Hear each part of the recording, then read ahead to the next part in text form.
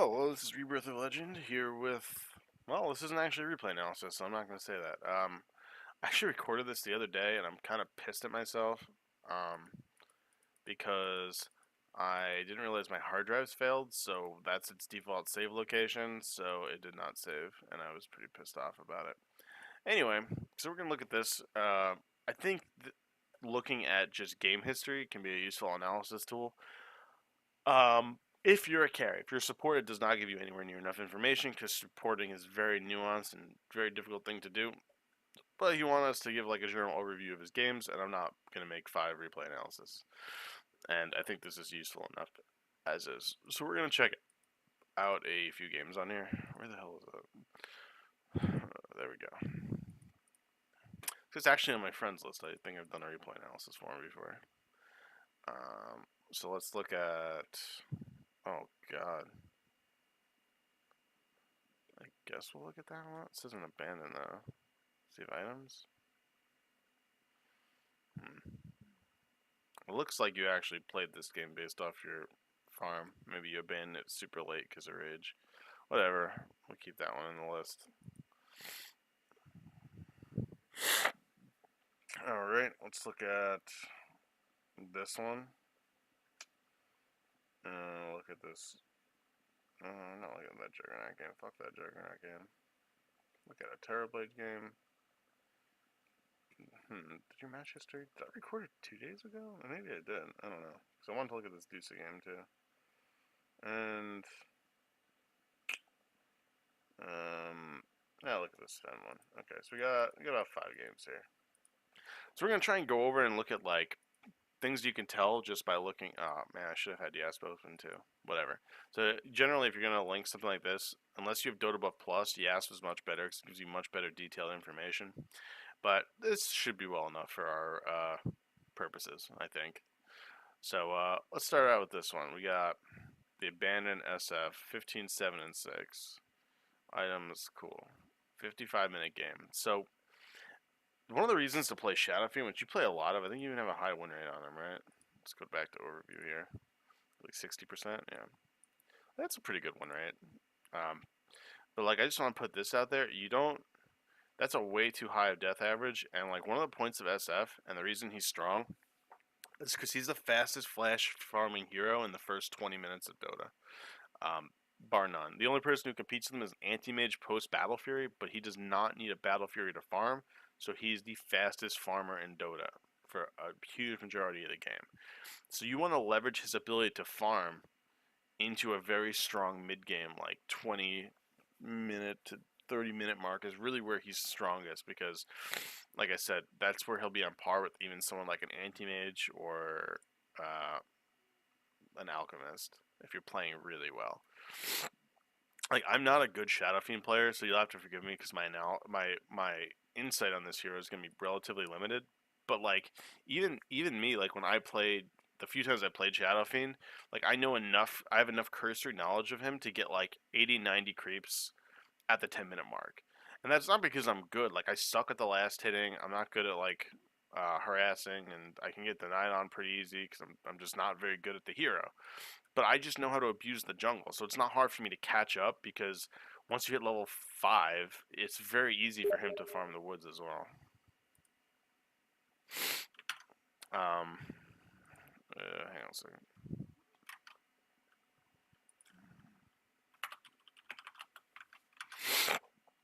Um, so that's something you always want to have a balance of. Like you can't just buy a Shadow Blade and then go around looking for kills and that's it. You need to, in between your kills, you need to be farming. The caster Blitz actually has like a bunch of how to play like Storm Spirits or whatever, where he just walks you through what he's doing. Where he walks you through what he's doing in an individual game, right? So in those you'll see like he'll get a ton of kills and he'll have like almost like he'll have like 7 to 10 creeps a minute on his Storm Spirit by like the 25-minute mark because what he does is he just sits in the woods and he farms and waits for kills to show up on the map. And that's what you have to do on like any core you're playing. There's always a balance. And certain heroes are going to be more fighting than they want to be farming, but every one of them is going to have a very high degree of farm that they want to get. Um, And 5 creeps a minute on a Shadow Fiend is just not acceptable. You should not get out farmed by a sniper. I don't care if he has a Mjolnir. He does not have 3 raises that nuke for upwards of 900 damage. And a DP who just has her Q, which is equivalent to like one of your raises in terms of like farming, right? So like, and this guy just out farmed you. I mean, I know you abandoned this game, but I'm assuming it was later on because look at this game, 280 creeps in a 50-minute game. So it's not drastically different. That's not drastically different than what the other game was. So like Shadow Blade's fine to get. It does put like the onus on you getting kills. I think the item itself is totally fine, and it would enable you to kill a lot of these people. And it might save you from a lack of detection. And at lower level games, you could totally abuse people's lack of willingness to get detection.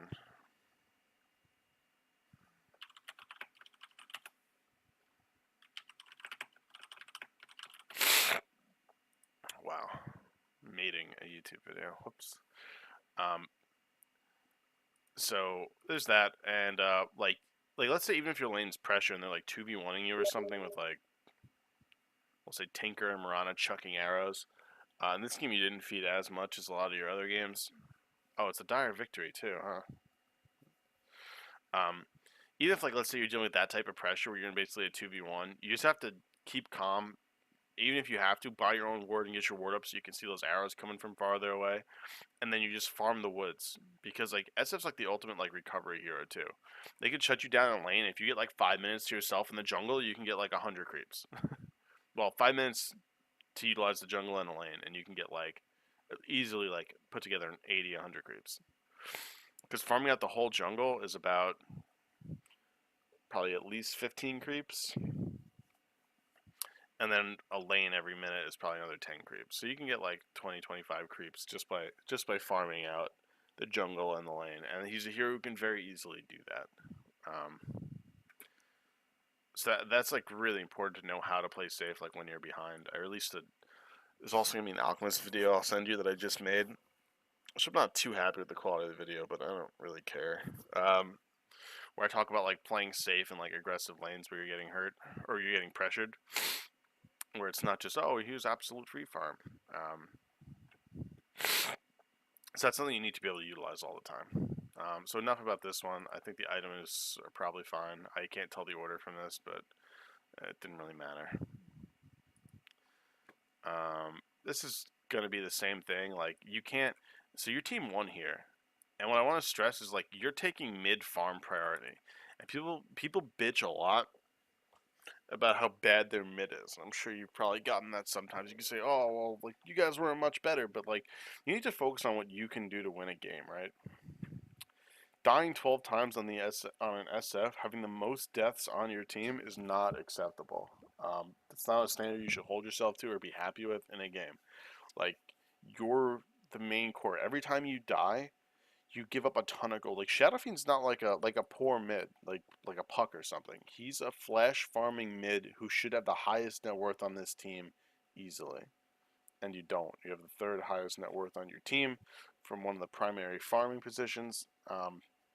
And like realistically, look at them. Like all they can do once again is maybe like chuck arrows, and you're laning against a Puck who's also kind of scary. But all you have to do is dodge Puck orbs and dodge some arrows. And if you need to buy a ward to enable that, then do it. And then you focus on after the laning phase kind of breaks down, just nuking this out and then retreating into the jungle. You nuke mid down with 2 raises, and you retreat into the jungle and farm more. You can't be dying 12 times. I don't care if 6 of those deaths are in the. I can't look at it here, but if 6 of those deaths are in the first 10 minutes, like that just means you're on tilt. Like you need to be able to calm down and do things. But I don't know when those deaths took place. But like even I'm giving you being generous and saying half of those deaths were early on. You just need to learn to control that and not feed like that. But they probably weren't. They were probably throughout the game because you just need to learn to play safer. Like you have a Shadow Wave. The point of that is so it lets you play safer, escape, get kills, whatever, and you just can't be dying 12 times. Rushing a BKB is probably also fine because she's a huge nuker, he's a huge nuker, or I guess they're both she's. Puck and Ron are both huge nukers. That slow can be annoying for you. You can purge that off. Makes you immune to anti-mage mana break. Makes you immune to everything except his right clicks. Like Like, you need to know when to get a BKB, and I don't feel like you get a BKB. Like, getting a really fast BKB on Shadow Fiend is very important. So you can go like Treads, Aquila, Shadowblade, BKB, and that's totally fine to have. Obviously, you'd also have a bottle too, but like it's totally fine to have those items, particularly when it means like you're going to be unkillable and really strong in the next few fights. Ugh. Because like you're a very strong hero on Shadow Fiend when you get that BKB, because you get a lot of innate damage from your abilities. Like, you get tons of spell damage. You have your ult, which is an enormous amount of spell damage. You have your right clicks, which make you hit like a Mac truck at like the 12-minute mark. Um, so there's like no reason to like build this greedy. Like, because your biggest weakness at that point is that you're fairly low HP because you're an Agi hero. I think his gains are like, I think it's higher than AM, so it has to be like 1.8. I think 1.6 maybe. It doesn't really matter what it is. But you're gonna be a low HP hero, so you can go like BKB into SNY or SNY into BKB. The SNY into BKB is much more greedy, but you can do that if you want. The Dominator, I think, is just like a crutch for you taking damage when creeping. But between having like a bottle and creeping correctly, you should be able to get away with just that. You don't need to get an 1800 gold item to keep your health up. That's just kind of silly because he can't farm ancients, so the active from the helm isn't really too useful for him. I mean, you can have wolves and stuff follow you around, which is okay, but you don't even get bonus damage. You get bonus damage from the wolf based off your base damage, not your bonus damage, which is where the majority of his damage comes from. But yeah, like a faster BKB and playing safer. Like, clearly that's your issues here, right? Next game, Terrorblade, 9, 6, and 12. Uh, no radiance. Okay, so the stats build is fine. I don't play a lot of Terrorblade, but I know people do. This is another thing where it's like, why do you have a Helm of the Dominator? I don't. You don't need a Dominator to farm in this guy. He has a really high base regen. You can get a bottle too if you want, and just get runes and TP home if you have fast travels too, to refill your bottle eventually. But if you get like an Aquila, you should be able to farm most reasonably with that without having to like go back to base too often, because he's got, well, that's for illusions. Like, this helps with health. He doesn't really struggle with health because Terrorblade has really high base regen. Terrorblade has really high base regen, and he's got really high armor. So if you buy like a poor man's shield, even creeps aren't gonna really hurt you that much. So there's no reason to build like that. Um, Manta's a great item, but you shouldn't have an SNY and a Manta. That's stupid. You should have a Scotty instead of this. You already have the move speed from this. Like, it's probably not the worst thing in the world. Like, I've built those items together before, probably, but not on a TB. This hero is a flash farming hero. Like, look, you have 400 creeps at 47 minutes, and that's considered like, well, I guess it's a pretty low average MMR game, but that's probably pretty high for this. And like, if you were in a normal pub, like at like 4K or something, this wouldn't even be considered bad amounts to farm. Particularly considering you're not doing a Radiance build, you're doing a stats build. Why do we get an MKB? Because they have a Brewmaster. Okay, that's fine. But yeah, this should have been a Scotty, and you can come in on your Super Leaking items, because you're eventually going to replace an SNY with a Scotty. Like, there's no reason for you to have both of these. It's very silly. The Scotty gives you way more stats. Um, and all this really gives you over the Scotty is the increased move speed, really. That's it. I think it gives you a little more damage and a little more attack speed. But like, if you have to choose between a Scotty and an SNY, the answer is pretty much always going to be a Scotty. I know on Slark I used to get SNY over Scotty, but that's because you don't build Manta on that hero, and you need the move speed. And I used to also be able to disassemble SNY into Manta and Silver Edge, which made it really good on him as well. But but yeah, so that is a waste of 4K gold, honestly, because that really should have been a Sky. If you got it before the Manta, that's even dumber. Only bad players really build SNY on that hero. Like, I'm not trying to be mean with that. I just mean like people who don't understand the hero. That's what I mean by bad players, who don't understand what his needs are. Build an SNY on it. Like, the Manta is clearly the better item, and you shouldn't be getting both. Although I'll give you this, if I remember correctly, the way SNY and Manta work is all the damage and the attack speed, or sorry, the attack speed and the agility both go to your illusions. When normally raw attack speed does not go to your illusions. But I know that's true for the Manta, and it's probably true for the SNY as well. Because I think in like Dota 1, from what I heard, it was like an aura. So it translated into this, even though Manta's not an aura. I don't know the exact reasoning, but if you actually check, at least when I checked a while ago, like 2 years ago, your illusions do get the attack speed from this, which is kind of weird. Um, so yeah, I mean, it looks like your farmer's okay. You died like the least on your team, tied with this guy. I think like you should have died less. Like I always think like if you're the one position, you should have only like 1 to 3 deaths in a winning game, or 0 to 3 deaths in a winning game. I'll say. Like 6 is pretty high considering how do they really jump you? Like you should be sending your if you're ever in a situation where you feel in danger, you send your illusions to like scout out the danger and farm a wave while you retreat farther into the woods, or you travel to like the other side of the map. Either one, it doesn't matter. Well, I mean, it does matter depending on your situation, like what you feel is safer to do, or what's going to get you more farm. But like, you should use your illusions to farm the dangerous spots because his illusions are super strong, and then you farm the safe spots with your hero. And then when you see everyone show on the map, then you push down with your hero and try and take a tower. Ugh, not feeling well. But yeah, so once again, too many deaths. Like that's a trend in all your games. You die just way too much. Like you don't play safe enough. That is really bad. You keep getting Helm of Dominators. I assume is like, oh, I never want to have like low regen. But if you just jungle correctly, like pulling the creeps, like you know how you stack. If you stack and then you pull the creeps to the max range where they start walking back and then you auto them from there, they'll spend time running back and forth and not autoing you. So you want to do that on ranged heroes. You can also do it on melee heroes to make the creeps hit you less while you're doing damage to them. It's really important when you're playing like anti-mage to kill stacks because he can't kill stacks pre-Battle Fury. And oh, even with the Battle Fury, if you're killing like a triple or a quad ancient, they hurt a lot. So pulling them back and then jungling them in that manner is what you want to do. Or just like a shoe drop. The fuck? Next one.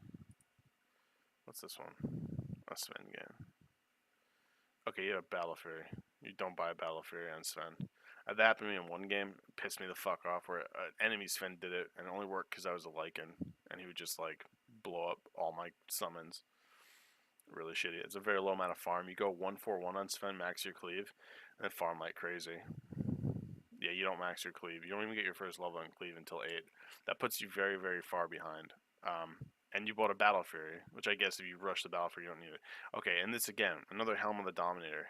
It's good on him, but like you have the regen from the Battle Fury, you don't need that, and the only reason you get that is to stack. And maybe you were stacking, like I won't take that from you. You could have very well been stacking with it, which makes it worthwhile. But like, you probably don't need to rush it. I think there's more important things, honestly. If you go for, I mean, this is the problem, honestly. This should not be in your inventory. That is a waste of money. It delays the time getting you online.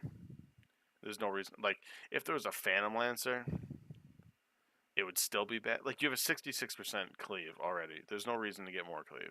I'm just gonna leave it at that. I don't feel there's need to elaborate on that more. And you getting that puts back all your other timings, which is bad. You died 12 times. Once again, you have the most deaths on your team as a core. Like, you can't die that much on a core. That's it. End of discussion. Like, I don't care if there's a tanker. Like, he's not killing your A that much. You get a free BKB from this clown. You get heals from that guy, and you're feeding the most on your team. It's just not good. I don't know how you're getting caught out that much, but it's not something you can do. And your farm is really low, but that's because of your skill build. Chew. Honestly, most of the time, I just max my cleave immediately, and about maybe like the 4 or 5 minute mark, I'll start just pushing the lane in. Well, I guess you're dire, right? No, you're not. You're radiant. Oh, I'm so blind. I'm not blind. I'm just not thinking right. I'm like, oh, there's more here. But so you're radiant. So you'd push this in, farm a camp, push it in, farm the other camp. Every minute you do that, and you'll end up with like 120 creeps in 10 minutes. I'm not even joking. If you start doing that at like the 4 or 5 minute mark, and you hit like 80-90% of your creeps in lane you kill, and then obviously you're killing all the jungle camps. If you do all of that, like you'll easily get like 100 creeps at 10 minutes. It's not hard. Like it's actually not hard at all because of how early he can start jungling. That's what makes it easy. But yeah, that itemization was just completely wrong. Like I'm okay with you even getting like the Dom early on a Sven and start stacking your ancients, because once you hit level 6, 7 or whatever, you can just ult and go kill that very easily, and it gives you a huge boost. But like you're not utilizing early farming, you're skilling wrong, and your items decisions are bad. So that's it. End of discussion. Once again, way too many deaths though. You have to just look at the minimap and constantly, when you're playing a character, you need to always be looking at the minimap. Like every 3 seconds, minimap. Where are people? Where are people? Where are people? And if you lose track of where people are, like I have that happen where like, let's say there's a game pause or for whatever reason I'm not focusing for like 10 seconds, I ask my team like, where are they? And if I don't know where they are, my team can't give me an answer on where the enemy is, I just retreat back to a safe spot and farm somewhere safe. Like I don't continue in an aggressive posture if I don't know where the enemy is. You have to back out of those situations. Um, yeah, so we'll end it at that, or not end it at that. We'll stop looking at this one because like the trends here are you feeding way too much and dumb items. The SF games weren't good because those items are pretty standard, but that was with like no farm. So this is no farm, bad items, and just overall uselessness. This is another one with really bad itemization. I personally hate Midas on TA, or not TA, Medusa. I hate Midas on Medusa, and I hate Maelstrom on Medusa. I think they're both horrible fucking items on her, and I'll explain why. I also think Yasha's bad. So that's 6 gold, 6k gold, maybe like 6,300 gold of what in my opinion is bad items. So first of all, people get Yasha because it's like, oh, it helps you farm, which is true. It is true. Um, but you don't want a Manta on Medusa because your illusions only get damage from base damage, and you want to build raw damage items with your split shot. So like Manta illusions don't synergize well. Plus the cost of using a Manta is pretty much all the mana you get from having a Manta. So it doesn't really help much in terms of tanking up in that respect, unless there's something you really need to purge. But there is never something you need to purge that badly. Manta is a terrible item. S and Y is probably not the worst, but like it's not an item you really want to get either. So like now you have this Yasha, which isn't a dead end item. It goes into items that you don't want. So what do we replace that with? Fucking Drums of Endurance. Drums of Endurance are the best on Dusa. Because people used to get drums for the tankiness, the 9 strength. They nerfed it to 6 strength and gave it a small amount of regen with it. Which is wonderful for you, because you don't really have mana problems, because you just spam Mystic Snake like a motherfucker. And when every time you run to a Mud Golem camp, or a Satyr camp, you get like 400, 500, 600 mana back. And it's just huge. So getting drums instead of this is way better for your tankiness. It's just about as good for your mobility.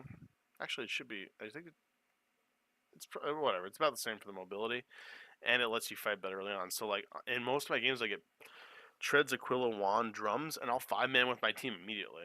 I don't try and go AFK farm. I 5-man with my team as soon as I have drums. As soon as I get my drums out, I'll start fighting. Because that makes her really tanky. Her nukes are really scary early on, and you can put a lot of pressure. And like you always have your ult, and you're against a Spectre. You ult, and all of her illusions die. So if you're 5-man with your team, it's very very scary for them to go in on you because it's very hard for them to burst you. Because like even this guy is like armor reduction, it doesn't help because your spell shield reduces a lot. So the reason Maelstrom is bad, man.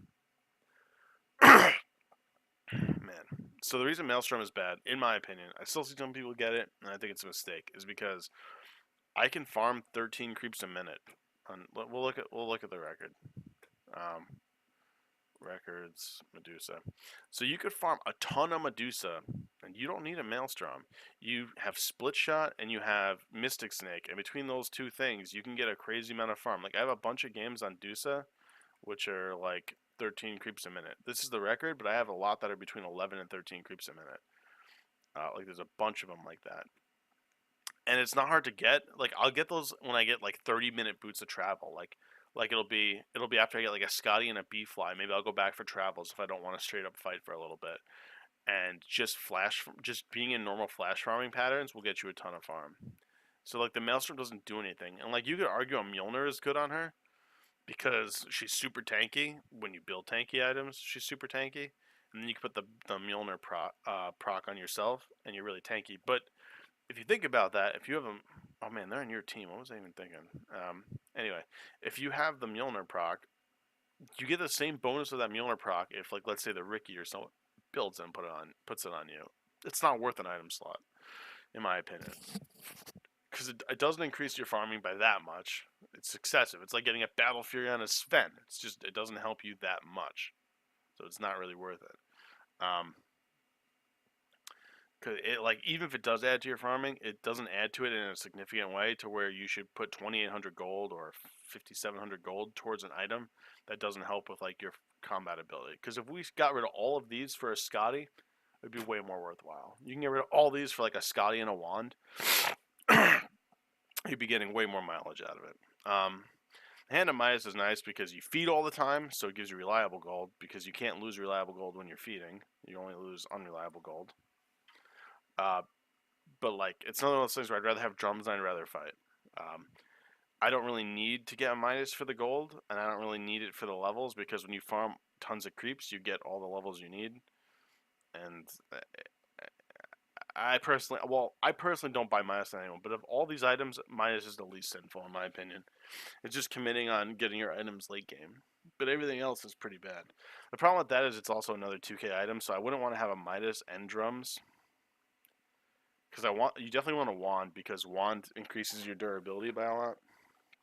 Because anything that increases your mana and your actual raw health gives Medusa a huge amount of survivability because her survivability comes from equal parts mana and her health, as opposed to most other heroes where it's just their health.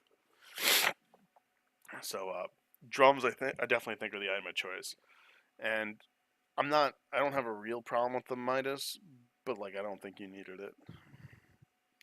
But that's one of the ways I play, so I'm not gonna like really knock you that hard for the Midas. But the other two items I think are bad, particularly the Maelstrom, and I just don't like Yasha. Although once again, a lot of people build the Yasha, but when you compare it to drums on Medusa, like I don't even feel one drums is like 300 gold cheaper. I think it's like 1750 or 1850 or something. So that's either 2 or 300 gold cheaper, and it gives you way more for Dusa because you don't want the Manta. It's not like you go for the casual Yasha and later you go back for the Manta or the SNY. You just don't want either of those items. So you might as well get drums, which is a dead end item, which is really, really good for you, and then you eventually just sell it for like another Scotty or whatever the hell you want to get. Doesn't matter. MKB, Divine Rapier, who cares? Alright, and I remember your other sin here is your skill build. I noticed like a lot of lower level players, and I don't know why they do this because I feel like instinctually it should be like I should get all my abilities. What does 2 stats do for you in most situations? Not a lot. There are situations like playing Anti-Mage where stats is really good, but I feel like his abilities, Blink seems really good. Mana Break seems good. Spell Shield makes you tankier. Why would I get stats? And I could give you reasons for those, but that's not what this video is about. When in doubt, just fucking get abilities, man. This is a horrible skill build. The way I skill her, which I think is different than what a lot of other people do, I'll max Mystic Snake first, and I'll max Split Shot second. I'll skill Stone Gaze right before I think I'm about to fight, or when I think I'll be in danger and have the mana to use it. There's no point in skilling Stone Gaze when I don't have 200 surplus mana because I won't actually be able to use it. I'll get 1 level of Spell Shield, so usually maybe I'll start at 1-1-1. Actually no, I'd probably start with 2 levels of Mystic Snake, 1 level of Mana Shield, and then I'll start leveling Split Shot and Mystic Snake. So I have Mystic Snake at 7, and Split Shot at 9 maxed. The reason for that is because these 2 abilities combined make you flash farm like crazy early on. increasing the amount of targets you're splitting to. Once you're at 4, I guess you could say you wouldn't need more of it, because when you're farming the jungle, no camp's really gonna have more than 4 creeps in it. It doesn't increase the damage you're doing. But when you go into lane, then you'll be using the 5 split shot. I'd rather just level it. I think it's good in fights too. And the 1 level of spell shield gives you a lot of mileage compared to like the levels above it. When you get higher stats, it's nicer too. But I definitely prioritize that last, because getting Mystic Snake and Split Shot are going to lead to you having much faster item timings compared to leveling anything else. So there's no reason to level the Mana Shield, I think. Unless you're getting like super heavily like aggressed on and they're like constantly in your lane and they're constantly trying to dive you and they have whatever, then maybe you can sacrifice Split Shot for more levels of Mana Shield. But 2 levels of stats are terrible. People used to skip Mystic Snake in favor of stats, but Medusa, like her Split Shot is just broken and incredibly strong now, so no one does that anymore. So yeah, max your Mystic Snake, max your Split Shot, and then max your Spell Shield. You only need to get 1 level of Stone Gaze, and then prioritize maxing your Mana Shield over your Stone Gaze. And then you can either stick with your 1 level of Stone Gaze, or you can increase your levels of Stone Gaze. It doesn't really matter. It depends how you feel. You can duration. Okay, yeah, increase the duration that you're doing it for. It's probably worth it. It's probably worth it to get it after all your other abilities. So like so just to come back to this, you get your first level right before you're about to fight, or when you think you're going to get dove, and you get your last 2 levels after every other ability is maxed. So in an ideal game, you get 4 levels of this, 4 levels of this, and then 1 level of this at level 9. Probably get this at level 10, and then you max Mystic Snake by level 13, I guess. What would it be? I think it's 13. Yeah, it should be 13. And then at 14, you can get another level of Stone Gaze, and then 15 stats, 16 Stone Gaze. So it should be, I'm not going over it again, you get the picture. And that's how you're going to get lots of farm in the beginning and do lots of damage in fights, and it's really, really good. Yeah, once again, just feeding like crazy. I think I have a Medusa game up here where the enemy is just like out of control. And I managed to bring it back just by farming safely, pushing, and then showing up to certain key fights. So I guess I'll send you that as well, so you can take a look at that one. Which I think showed like a really good way to play Dusa. But anyway, so we'll end that here. I think we discussed, it's probably about 5 games. That was pretty nice. What the hell is this? All right. Feel free to send individual replays for me to look at. If you have any questions, feel free to throw those out too.